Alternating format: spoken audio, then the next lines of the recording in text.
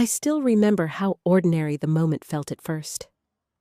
The old cabin on the edge of Lake Michigan smelled like pine and damp wood, the way it always had, and the afternoon light was coming through the dusty windows in soft, slanted beams. My name is Emily Harper, and I am 34 years old. I work as a grant writer for a small nonprofit that protects the Great Lakes, and I had driven up with my parents and my brother because my father had insisted this unplanned escape was exactly what our family needed. He said the cabin would give us space to breathe while he figured out some pressure he was facing with his hardware store back home. I had gone along because saying no had never been simple with him. If you have ever watched someone turn an act of supposed generosity into a quiet claim on your loyalty, you will understand why I'm telling this story. I would really appreciate it if you let me know in the comments whether any of this feels familiar to you. The drive north had already been tense. My brother Michael kept bringing up how lucky we all were that our father was covering the gas and the groceries and the cost of having the roof checked before we arrived. Every time he said it, it landed like a small reminder that we were supposed to be grateful.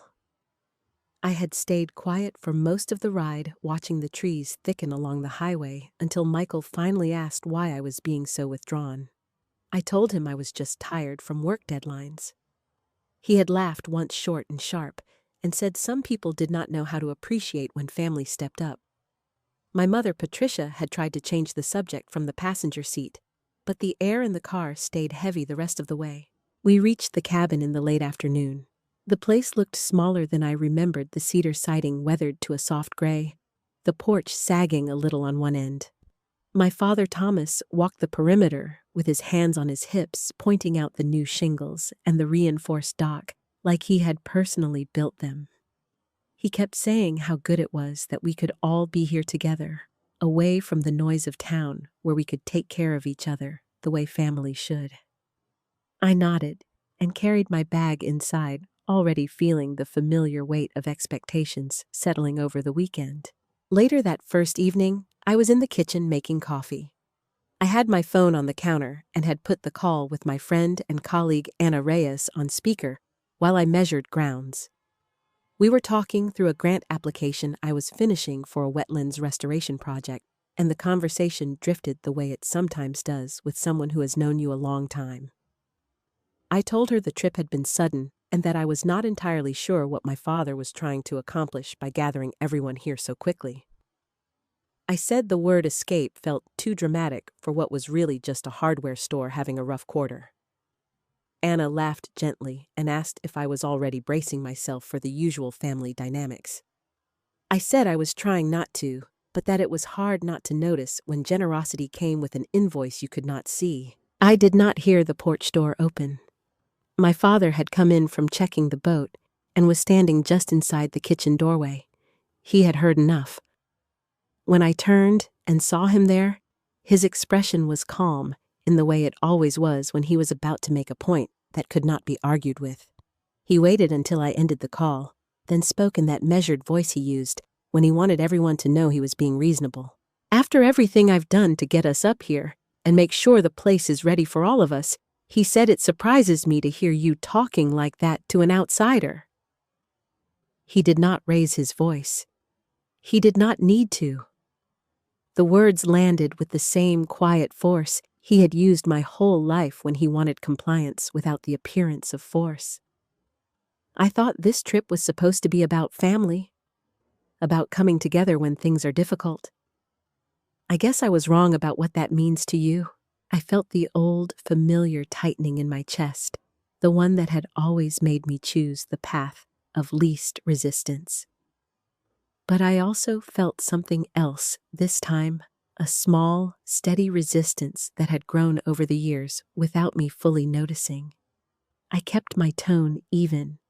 I told him I had not meant for the conversation to be overheard and that I was simply processing the sudden change in plans with a friend.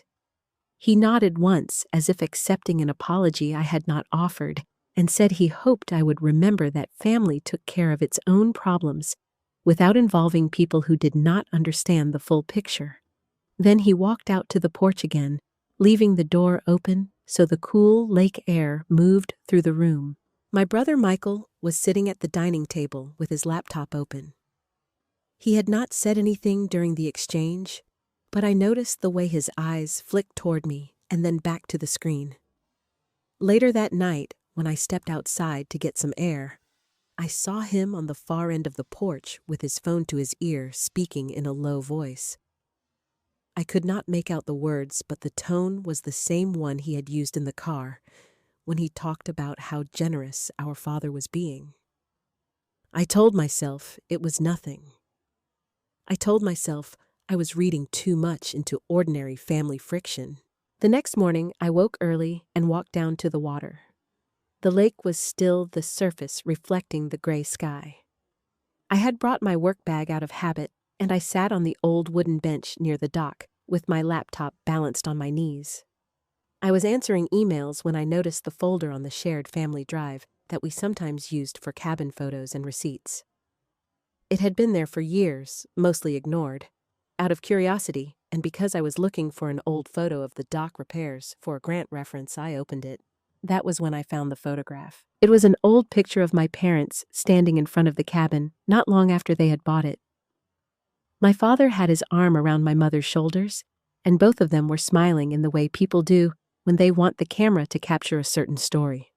On the back, written in my father's neat block lettering, were 2 lines I had never seen before.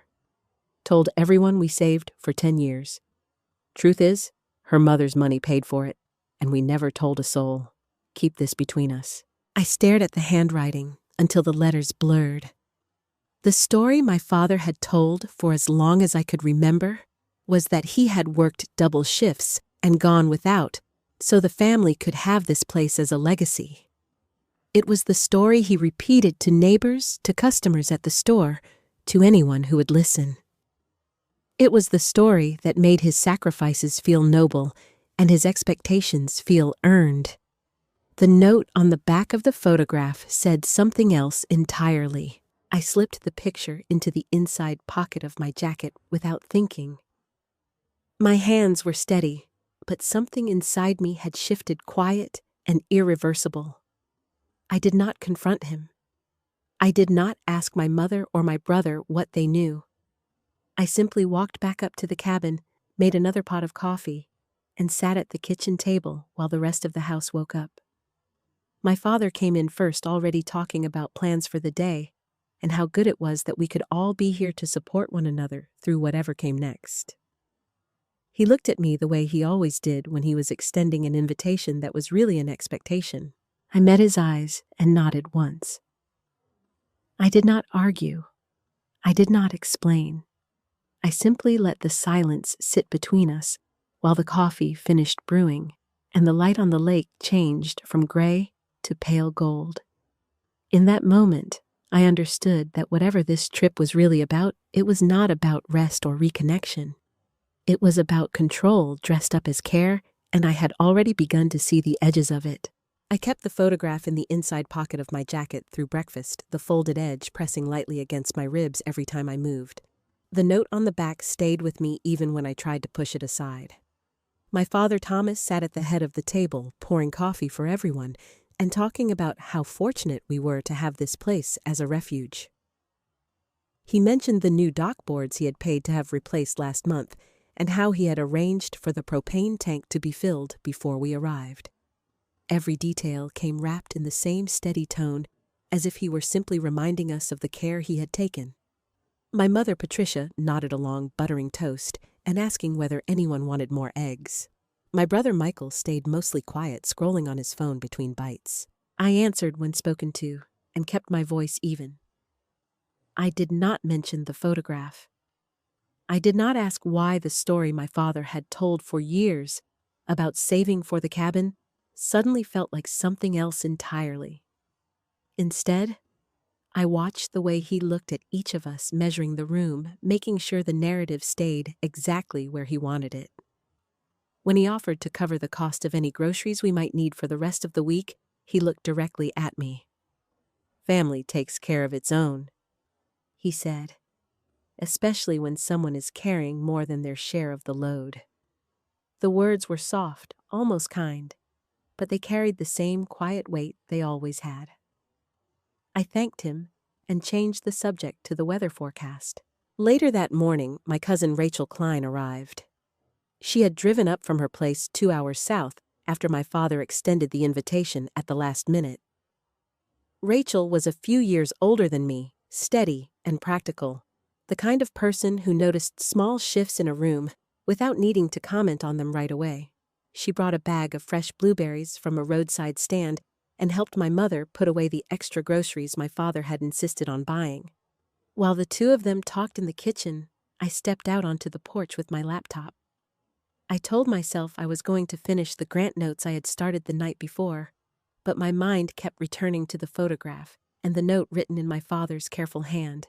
Anna Reyes called again while I was sitting there. I answered without putting the call on speaker this time. She asked how the first night had gone and whether the tension I had mentioned on the drive had eased at all. I told her it had not really, and that I was beginning to understand the trip had never been only about getting away from my father's store troubles. Anna listened the way she always did without rushing to fix anything. When the call ended, I stayed on the porch a little longer, watching the light move across the water. The cabin felt smaller than it had the day before, as if the walls were holding more than just old furniture and family memories. My brother Michael came out a few minutes later. He sat in the chair next to mine without asking and set his phone face down on the armrest. For a while, neither of us spoke. Then he said, almost casually, that our father had been under a lot of pressure lately, and that it would help everyone if I could be a little more present during the trip. He did not look at me when he said it. He kept his eyes on the lake. I asked him what he meant by present. He shrugged and said something about how family shows up for each other when it counts, especially when someone has been carrying the weight for so long. The words sounded rehearsed, the same phrases my father had used at breakfast. I did not argue. I simply closed my laptop and went inside to make another pot of coffee. That afternoon, David Ellis walked over from the neighboring cabin. He and my father had known each other for years, the way people do when they own property on the same stretch of shoreline. David was in his late 50s, quiet, the kind of man who fixed things without being asked, and rarely offered opinions unless they were requested. He brought over a small bag of tools my father had apparently left at his place during a previous visit. While the two of them talked near the dock, I stayed on the porch with Rachel, helping her sort through an old box of cabin linens my mother had pulled from the closet. David's voice carried easily across the short distance between the properties. At one point, I heard him mention something about Emily's concerns and how it was understandable that people needed space when family matters got complicated. The phrase was vague, but the fact that he knew anything about my private conversation with Anna made the back of my neck tighten. I looked over at my brother. He was standing near the kitchen window phone in his hand again, thumbs moving quickly across the screen. When he noticed me watching, he slipped the phone into his pocket and came outside to join us. He did not meet my eyes. Rachel glanced between us once they went back to folding towels without comment. I felt the photograph in my jacket pocket again and wondered how many versions of our family story were floating around that I had never been allowed to see. After David left, I went inside and opened the old shared drawer on the cabin's desktop computer. The folder with the photograph was still there. I scrolled further back, looking for anything that might explain the note on the back of the picture. Most of the files were ordinary old vacation photos, scanned receipts for cabin rentals, a few grocery lists my mother had typed years ago. Then I found a subfolder labeled with my father's initials and a date from almost 6 years earlier. Inside, it was a chain of emails between my father and my brother. I opened the first message. It was short and direct. My father had written that he needed Michael to help keep things steady with me during an upcoming family gathering because I had been asking too many questions about the store's finances. Michael had replied that he understood and that he would handle it the same way we handled the cabin story. The next email in the thread was from my father again, thanking him and reminding him that some details were better left between the two of them so the rest of the family could stay focused on supporting one another. There was no mention of my mother or anyone else being included in the exchange. The messages were matter-of-fact, almost administrative, as if they were discussing a work project rather than the shape of our family. I read the thread twice, then closed the folder. My hands stayed steady on the keyboard, but the quiet hurt I had carried for years felt sharper now, more defined. The controlled version of our family that my father had maintained for so long was not just a story he told other people. It was something he and my brother had actively protected, adjusting details when necessary, making sure the rest of us saw only the parts that kept the image intact. That evening after dinner, my father suggested we all sit on the porch together. He talked again about how much it meant to have everyone under one roof, how these were the moments that mattered most. He offered once more to take care of any expenses that came in while we were here. When he looked at me, his expression was the same calm, expectant one he had rarely witnessed. I met his gaze and nodded the way I had before. I did not argue. I did not bring up the photograph or the emails.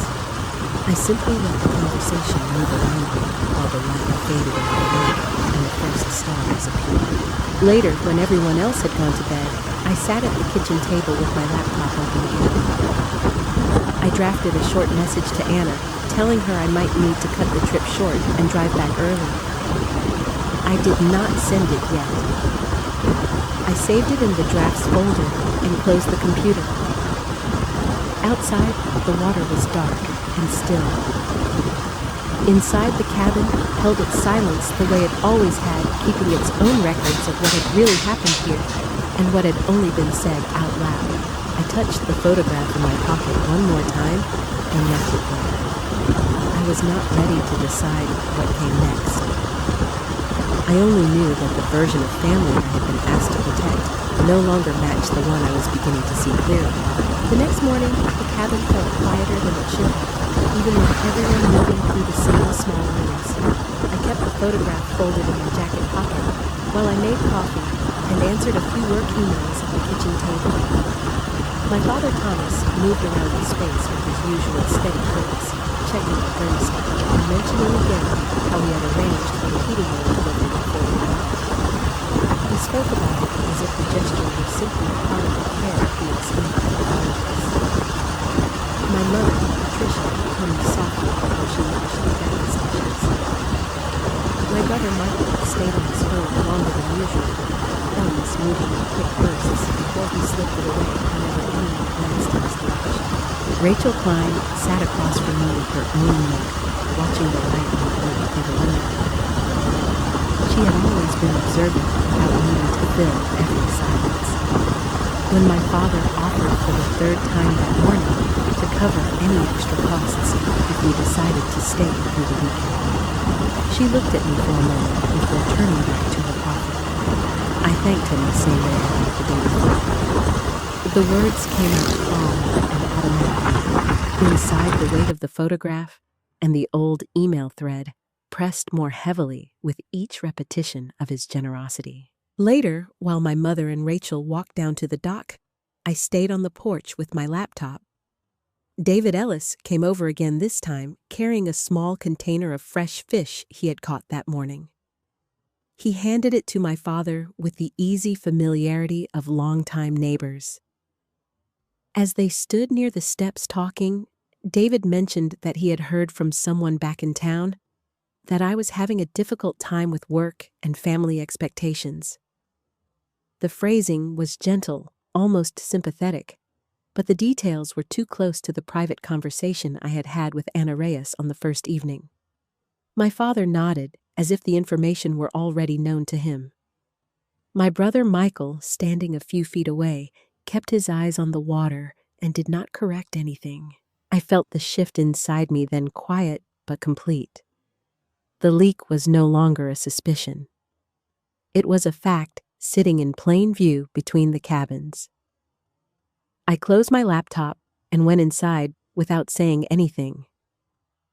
In the small bedroom I had claimed for the trip, I began folding my clothes and placing them back into my bag.